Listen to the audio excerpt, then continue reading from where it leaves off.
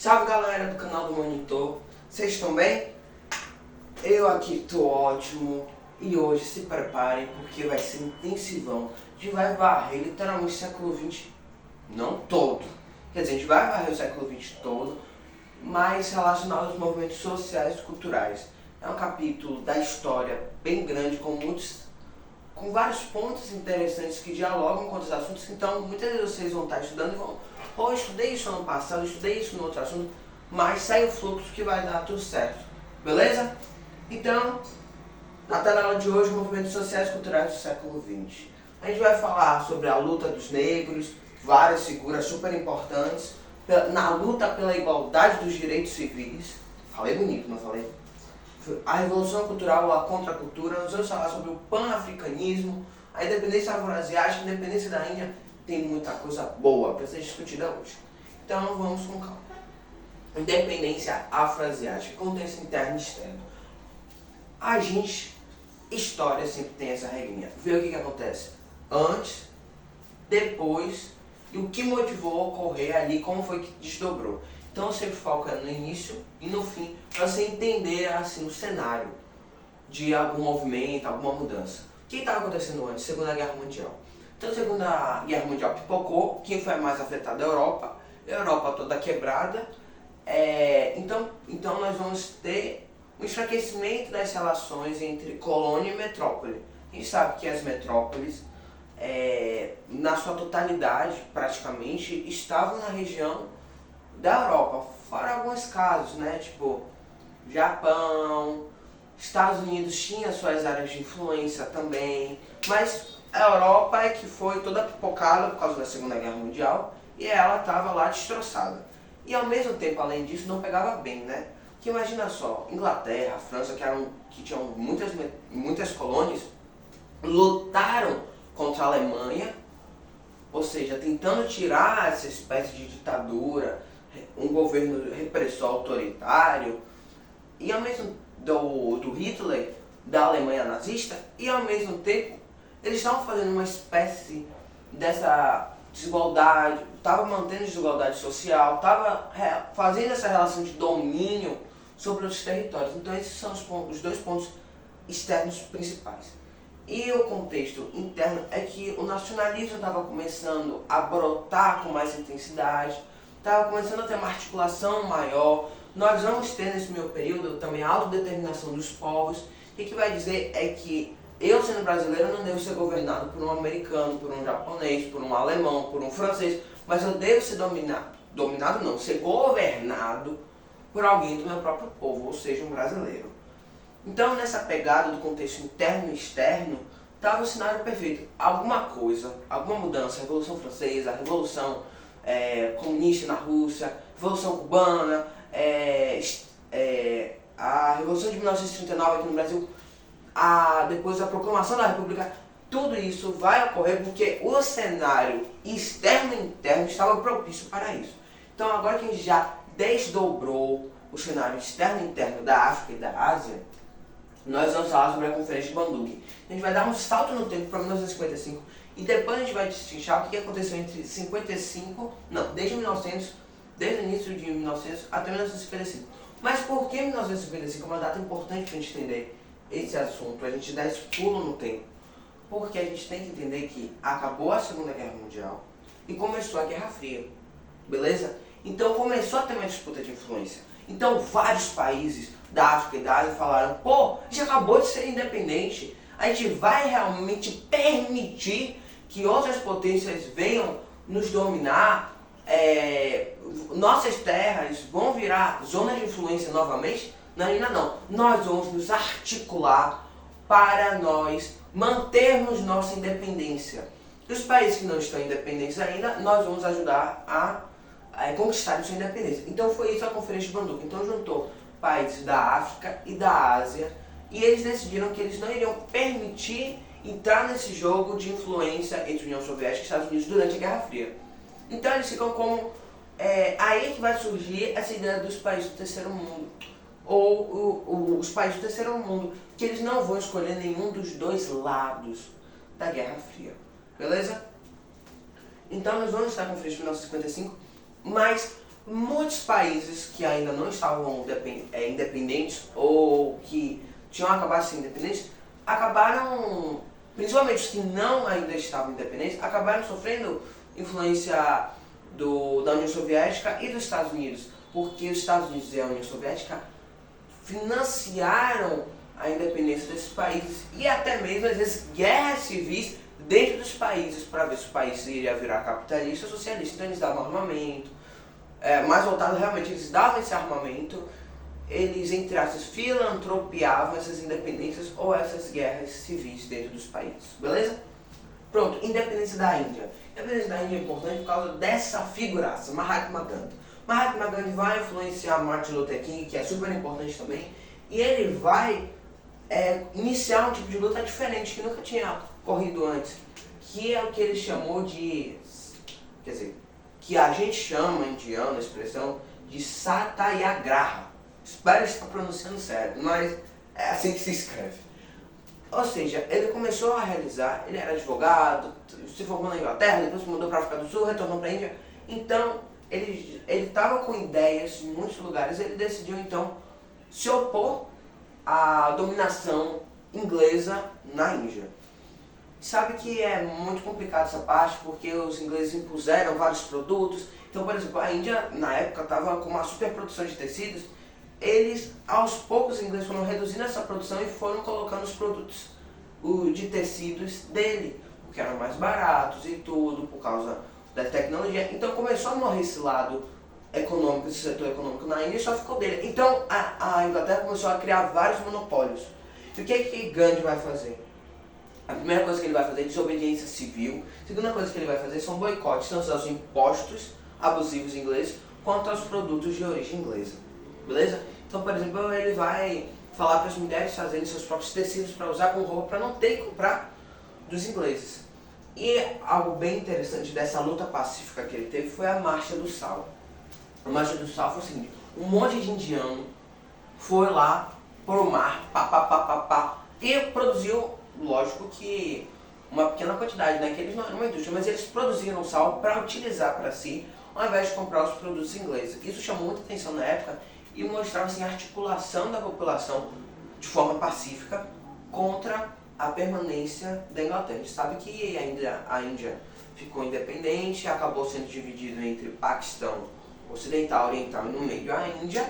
A gente viu que Mahatma Gandhi foi contra isso, porque o parlamento inglês dividiu Índia e Paquistão, porque Paquistão tinha uma maioria muçulmana e Índia hindu. E ele é contra essa divisão e ele é assassinado por um hindu, porque considera ele como um traidor, porque ele estava falando que era necessário essa união entre Paquistão, que era muçulmano, e Índia, que com maioria hindu, beleza? E agora a gente vai para o pan-africanismo. O pan-africanismo significa, a gente já, na Primeira Guerra Mundial, a gente vai ver o pan-eslavismo, então essa ideia de pan é de união. Então o pan-africanismo é a união dos povos africanos contra o imperialismo europeu. E eu vou pular aqui, depois a gente retorna para cá. E assim vai ser um movimento intelectual que tem o objetivo criar a cooperação entre os povos africanos para que eles juntos consigam se tornar livres da opressão cultural, política e econômica das potências. Beleza? Então nós vamos voltar para aqui. Essa parte já falou e essa parte também. Então eles vai ter a Conferência Pan-Africana em 1900, que vai ser o start assim, dessa mobilização, a Conferência Pan-Africana, o Congresso Pan-Africano em 1919. Depois nós vamos ter a Organização da Unidade Africana, a OUA. Nós vamos ter a União Africana, que é a UA, que vai criar a Zona Tripartida de Livre Comércio.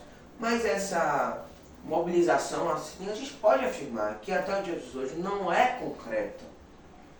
Então essa é a parte mais importante. Então teve esse movimento intelectual, esse objetivo, mas não foi alcançado em sua totalidade.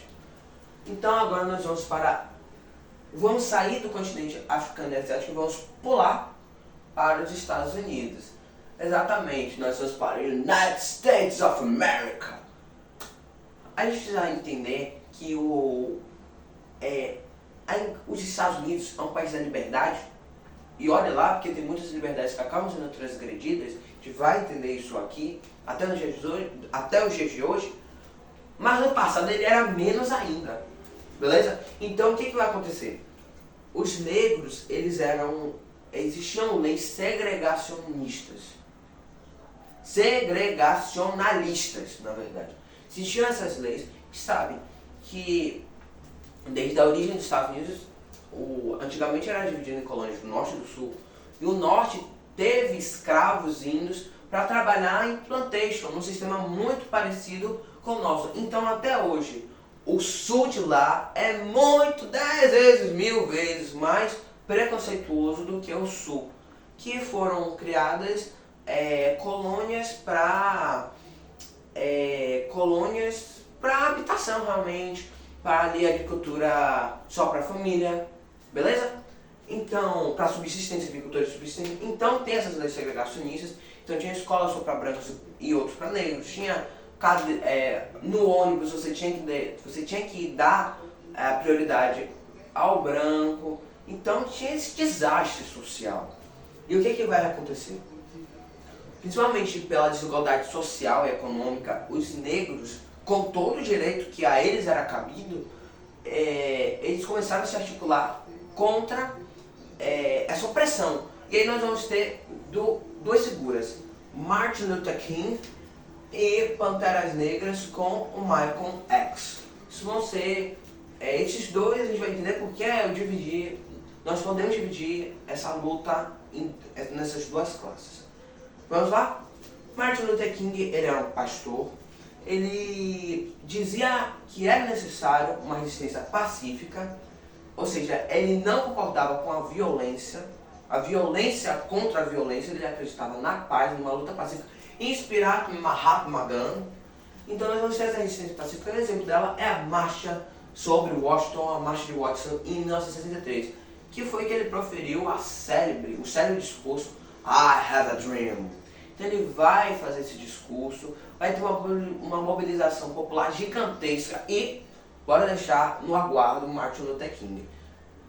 Vamos agora para os Panteras Negras. Os Panteras Negras, eles vão surgir nesse período, nesse contexto, e também após a Lei dos Direitos Civis em 64, que a gente vai chegar lá. Mas os Panteras Negras, eles prezavam o armamento da população para poder se defender. Eles ficavam ali de olho das patrulhas policiais para ver se iriam no caso, utilizar de violência para com os negros, e eles acreditavam que o combate à violência tinha que ser com a violência diferente de Martin Luther King. Então tinha essa divergência. Além disso, foram eles que criaram o Black Power, a ideia do Black Power, aqueles penteados, as roupas, a luva preta e a mão para cima, na hora das Olimpíadas, em competições esportivas, para falar realmente desse luto que eles estavam contra, que eles não se sentiam representados pelo governo, entendeu? E o governo americano, a Constituição é baseada no direito, na ideia de que todos os seres humanos são criados iguais, são nascidos com os mesmos direitos que não podem ser retirados. Então eles vão pegar essa ideia, todo o movimento negro vai falar, pô, não pode ser assim nos Estados Unidos, né? Ele diz uma coisa, mas pratica outra. O que é isso dessas leis segregacionalistas? Então eles vão começar a lutar. O Malcolm X vai entrar nessa ideia igual aos Panteras Negras, que é necessário realmente o combate físico, a necessidade de lutar, de usar a violência contra a violência.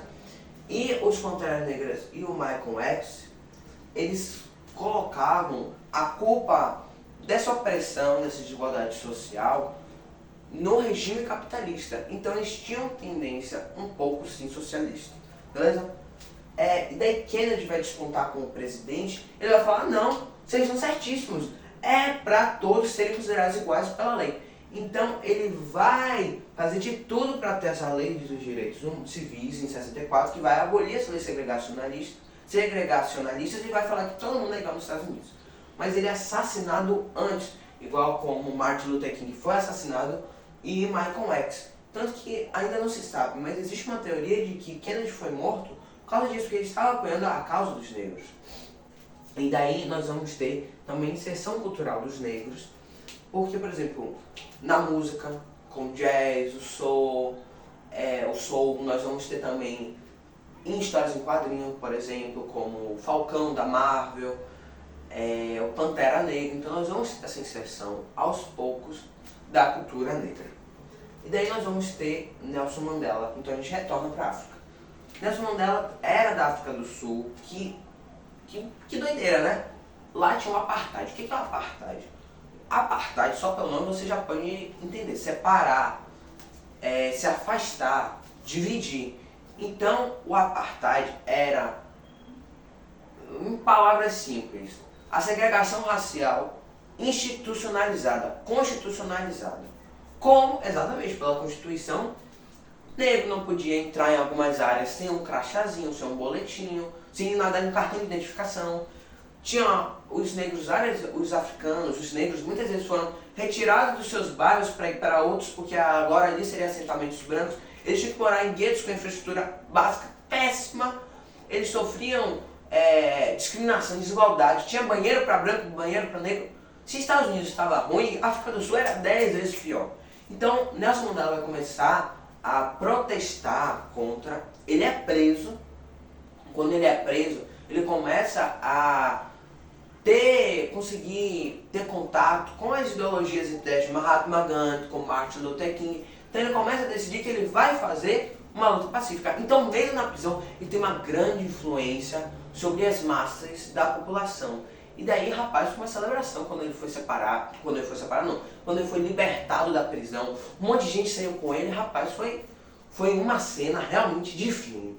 Então pronto, Nelson Mandela tem a África do Sul e a apartheid. Ele é o primeiro presidente negro da África do Sul. Ele aboliu o apartheid, ele tem uma série de condutas e de decisões, medidas para tentar gerar essa igualdade social entre brancos e negros, essa inclusão, formando todos assim uma nação sul-africana.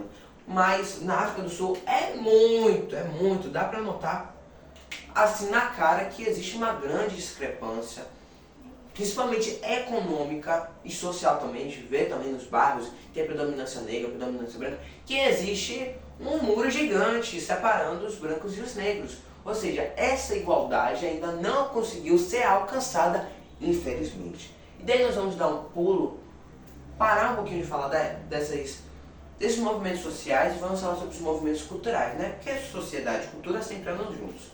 Então nós vamos ter a Revolução Cultural ou a Contracultura. Que é isso? Calma, vamos com calma. Então a gente precisa entender sempre o contexto.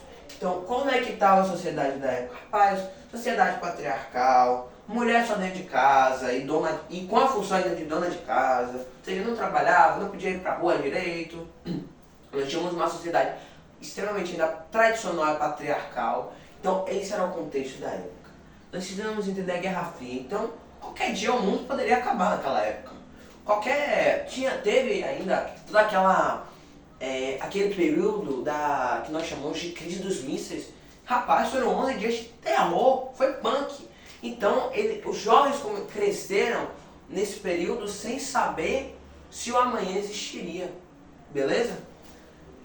E nós vamos ter a globalização, que é resultado da Guerra Fria, né? Guerra Fria vai começar a ter várias tecnologias que vão fazer com que a globalização seja mais acelerada, porque já existia desde a época das grandes navegações, né? Então, esses três fatores são os principais para levar à Revolução Cultural. Então, os jovens começam a querer se autoafirmar e ter suas liberdades garantidas. Assim, eles queriam ter realmente liberdade, fugir desse tradicionalismo, da cultura, dos paradigmas sociais daquele período. Então vai começar a ter vários movimentos. O Maio de 68 é muito interessante, porque o Maio de 68 foi na França e vários jovens estavam reclamando, com toda razão, que a infraestrutura das faculdades não estava boa, estava com superlotação. Então o movimento estudantil começa a se articular para protestar. Daí toda a sociedade vai junto. Então a gente pode falar que esses protestos na França de Maio de 1970 foi o primeiro passo para a Revolução Cultural. Isso é mais interessante, tudo isso que a gente vai falar, é muito interessante que a gente pode fazer um link com o Brasil. Que tudo isso aconteceu no período da ditadura, que tudo isso aconteceu, que, por exemplo, a presença dos jovens vai ter influência, por exemplo, nos caras pintados no impeachment de Fernando Collor. Então a gente vê que toda a história está interligada. Por isso que é interessante estudar o Brasil e o mundo em paralelo. Beleza? Nós vamos ter os hippies que acreditavam na paz, no amor, no poder das flores. Eles eram contra o consumismo também, que é bem característico do capitalismo. E um evento que vai ser muito intrigante é o festival de Woodstock, 1969. Esse é um festival com vários cantores, bandas famosíssimas dos Estados Unidos. Então, esse festival vai ser um marco do movimento hippie. Nós vamos ter um movimento feminista, ou seja, para utilizar jeans, biquíni, poder sair de casa, fugir dessa estrutura patriarcal. Então nós vamos ter esse movimento feminista iniciado nesse período. E se vocês lembrarem, logo no início, quando está ainda saindo do Fundamental 1, quinto ano, quando a gente estuda o finalzinho da ditadura militar, aquele período, a gente vê que a mulher, nesse período no Brasil, é que começa a se inserir no mercado de trabalho, começa a fazer faculdade, começa a fazer mestrado. Então a gente vê como esses assuntos estão interligados. Nós temos agora no Brasil um movimento tropicalista, Gilberto Gil, Caetano Veloso, beleza? Nós vamos ter os Novos Baianos também, que é nessa mesma pegada dos hippies, os dois, que a gente vai ver eles com uma música diferente. Por exemplo, tropicalismo, o movimento tropicalista misturou a bossa nova com a guitarra, por exemplo, com roupas bem diferentes. O movimento baianos é muito parecido com o movimento hippie. Eles moravam no meio de São Paulo, numa fazenda. Então a gente vai ver, vivendo de subsistência. Então a gente vai ver eles querendo quebrar esses paradigmas, indo contra o fluxo da maré do século XX. Nós vamos ter o rock and roll chegando aqui no Brasil também. Então os jovens, eles criam mobilização cultural e presença. Essa é a melhor forma de sintetizar a revolução cultural ou a contracultura. Então, gente, ficou bem? Ficou claro? Espero que vocês tenham gostado da teleaula de hoje. Foi uma maratona de estudos, mas espero que tenha sido de uma forma leve, descontraída, de boa. Se vocês gostaram do vídeo e de como é que está sendo essa aula, deixa o like, se inscreva no canal e aperte no sininho que a gente vai se ajudando. Então, até a próxima!